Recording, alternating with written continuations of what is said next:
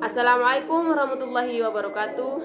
Perkenalkan, kami dari kelompok 1 akan mempresentasikan materi makalah kami yang berjudul Kegiatan Perencanaan Organisasi. Perkenalkan, nama saya Nur Syahida Ismari. Saya sebagai pemateri pertama. Pengertian perencanaan organisasi. Perencanaan adalah proses menentukan bagaimana organisasi dapat mencapai tujuannya, di mana ditunjukkan pada tindakan yang tepat melalui proses analisa, evaluasi, seleksi di antara kesempatan-kesempatan yang diprediksi terlebih dahulu. Perencanaan atau planning merupakan suatu fungsi manajemen yang paling utama. Pada urutan-urutan kegiatan, perencanaan merupakan kegiatan awal. Fungsi yang lain akan bekerja setelah diberi arahan oleh bagian perencanaan. Oleh karena itu, perencanaan adalah proses dasar manajemen untuk menentukan tujuan dan langkah-langkah yang harus dilakukan agar dapat mencapai tujuan. Perencanaan adalah kegiatan yang akan dilakukan di masa yang akan datang untuk mencapai suatu tujuan. Perencanaan mengandung 4 unsur. Yang pertama, sejumlah kegiatan yang ditetapkan sebelumnya. Yang kedua, adanya proses. Yang ketiga, hasil yang dicapai. Dan yang keempat, menyangkut masa depan dan waktu tertentu. Adapun beberapa pendapat menurut para ahli. Yang pertama, menurut pendapat Saud dan Makmun, perencanaan adalah suatu rangkaian proses kegiatan menyiapkan keputusan mengenai yang diharapkan terjadi, peristiwa, keadaan, suasana, dan sebagainya, dan apa yang akan dilakukan, intensifikasi, eksistensifikasi, revisi, renovasi, substitusi, kreasi, dan sebagainya. Ringkasan proses kegiatan. Rangkaian proses kegiatan itu dilaksanakan agar harapan tersebut dapat terwujud menjadi kenyataan di masa yang akan datang. Yang kedua, menurut Kurniadin dan Mikali, perencanaan pada dasarnya adalah sebuah proses kegiatan yang menyiapkan secara sistematis kegiatan-kegiatan yang dilakukan untuk mencapai tujuan tertentu. Sebagai salah satu fungsi manajemen, perencanaan mempunyai peran yang sangat penting dan utama, bahkan yang pertama kali di antara fungsi-fungsi manajemen yang lainnya. Begitu pentingnya sebuah perencanaan, sehingga dikatakan bahwa apabila perencanaan telah selesai dilakukan dengan benar, sesungguhnya sebagian pekerjaan besar telah selesai dilaksanakan. Yang ketiga, menurut pendapat Siagin, planning didefinisikan sebagai keseluruhan proses pemikiran dan penentuan secara matang tentang hal-hal yang akan dikerjakan di masa yang akan datang, dalam rangka pencapaian tujuan yang telah ditentukan.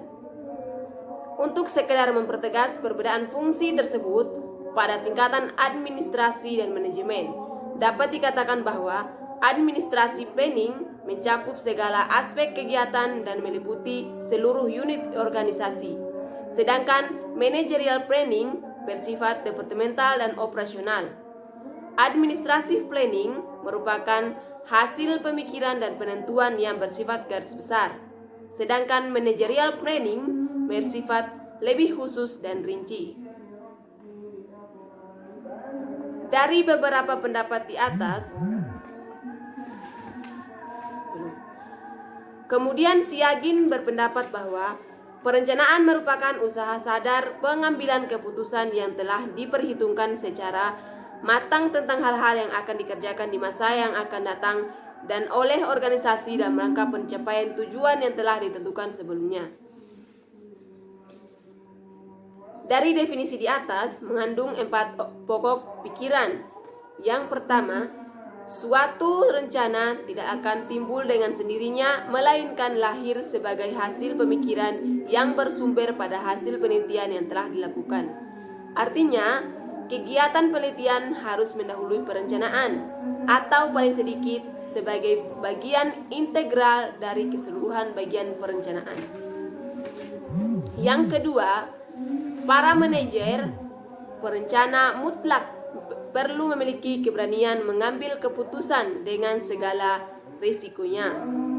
Dikatakan demikian karena memang benar bahwa suatu rencana adalah keputusan yang hendak dilaksanakan di masa yang akan datang, dan salah satu ciri masa depan itu ketidakpastian. Yang ketiga, orientasi suatu rencana ialah masa depan. Perlu ditekankan lagi bahwa rencana bukanlah usaha untuk meramalkan suatu masa depan yang secara umum, melainkan menentukan bentuk sifat masa depan yang diinginkan oleh organisasi. Yang keempat, rencana harus mencapai makna bahwa apabila rencana itu dilaksanakan, ia akan mempermudah usaha yang akan dilakukan dalam pencapaian tujuan organisasi. Dengan demikian, menurut beberapa ahli di atas disimpulkan bahwa perencanaan adalah proses dasar dari fungsi manajemen yang sangat penting dalam menentukan arah kegiatan selanjutnya. Dengan adanya perencana, maka suatu kegiatan atau aktivitas yang akan dilaksanakan menjadi lebih terarah, dan dengan perencanaan yang baik maka tujuan dari suatu kegiatan dapat tercapai dengan baik pula. Shalom dan selamat siang untuk kita semua.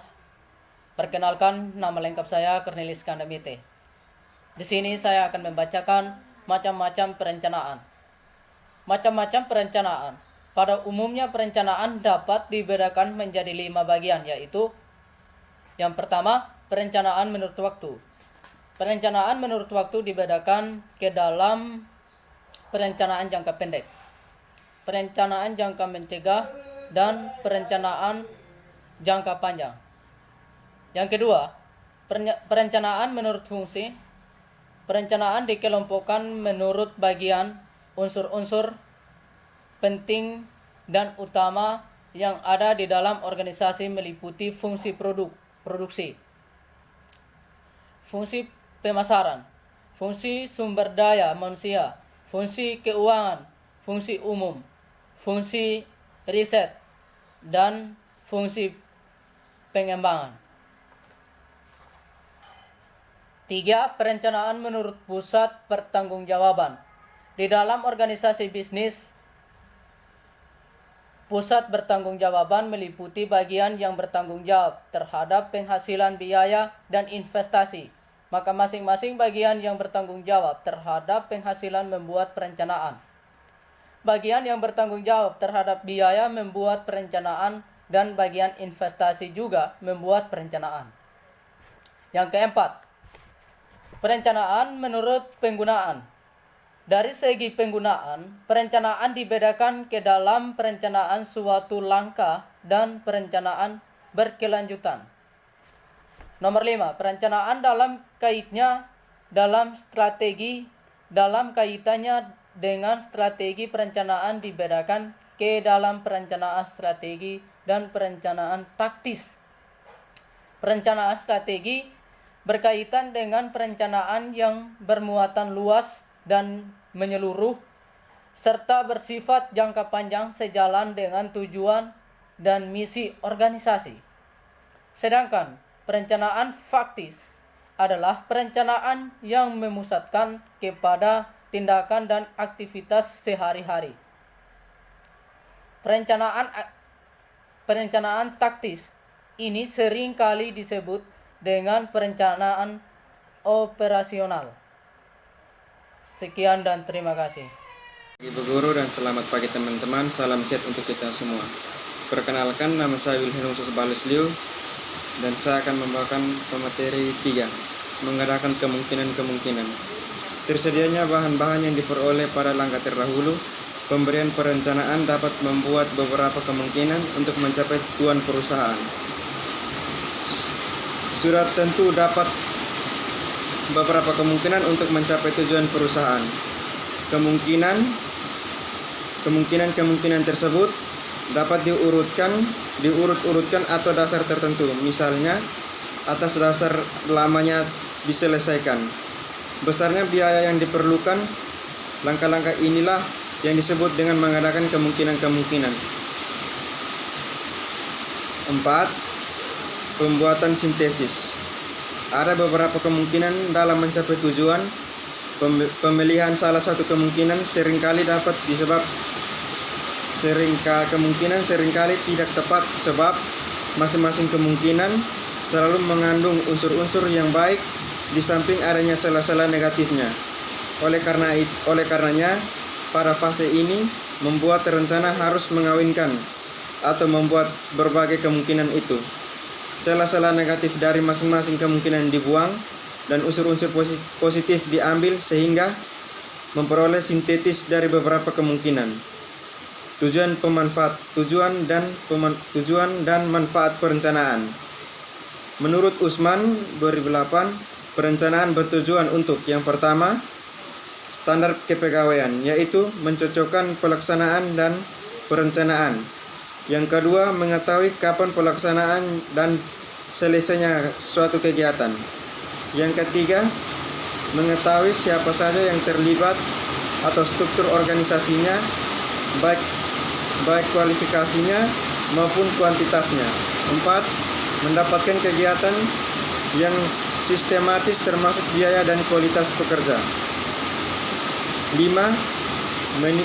Meminimalkan kegiatan-kegiatan yang tidak produktif dan hemat biaya, tenaga, dan waktu. 6. Memberikan gambaran yang menyeluruh mengenai kegiatan pekerjaan. 7. Menyelesaikan dan memadukan beberapa sub kegiatan. 8.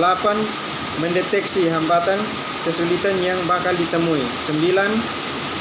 Mengarahkan pada tercapainya tujuan. Sekian dan terima kasih. Assalamualaikum warahmatullahi wabarakatuh. Perkenalkan, nama saya Siti Nanastika. Saya sebagai pembawa materi keempat. Tujuan dari perencanaan adalah untuk satu, sebagai upaya optimalisasi atau pemeteran sumber daya sebagaimana hasil analisis internal dan eksternal. 2. Sebagai paduan pelaksanaan dengan melihat indikator-indikator yang ada di dalamnya. 3. Sebagai gambaran komprehensif kegiatan-kegiatan dan keterkaitannya. 4. Sebagai tolak ukur atau arahan dalam pencapaian tujuan. 5. Sebagai alat untuk minimalisir atau mengantisipasi berbagai kesulitan dalam tingkat probabilitas tertentu. 6. Untuk mendeterminasi pembiayaan, waktu, dan tenaga kerja yang diperlukan. 7. Sebagai standar pengawasan. Kemudian Engkoswara dan Komaria menyatakan bahwa perencanaan yang baik dilakukan untuk mencapai 1. Productive benefits, yaitu menjaga agar tujuan-tujuan sumber dan teknik atau metode memiliki relevansi yang tinggi dengan tentuan masa depan sehingga dapat mengurangi risiko keputusan. 2. Positive benefits, yaitu produktivitas yang dapat meningkat sejalan dengan dirumuskannya rencana yang komprehensif dan tepat. Sedangkan manfaat dari perencanaan dikemukakan oleh Usman bahwa perencanaan bermanfaat sebagai 1. Standar pelaksanaan dan pengawasan, memfasilitasi monitoring dan evaluasi. 2. Pemilihan berbagai alternatif terbaik, pedoman pengambilan keputusan. 3. Penyusunan skala prioritas, baik sasaran maupun kegiatan. 4. Menghemat pemanfaatan sumber daya organisasi. 5. Membantu manajer menyesuaikan diri dengan perhubungan lingkungan. 6. Alat memudahkan dalam berkoordinasi dengan pihak terkait. Yang ketujuh, alat meminimalkan pekerjaan yang tidak pasti untuk mengantisipasi masalah yang akan muncul. 8. Meningkatkan kinerja keberhasilan organisasi tergantung keberhasilan perencanaannya.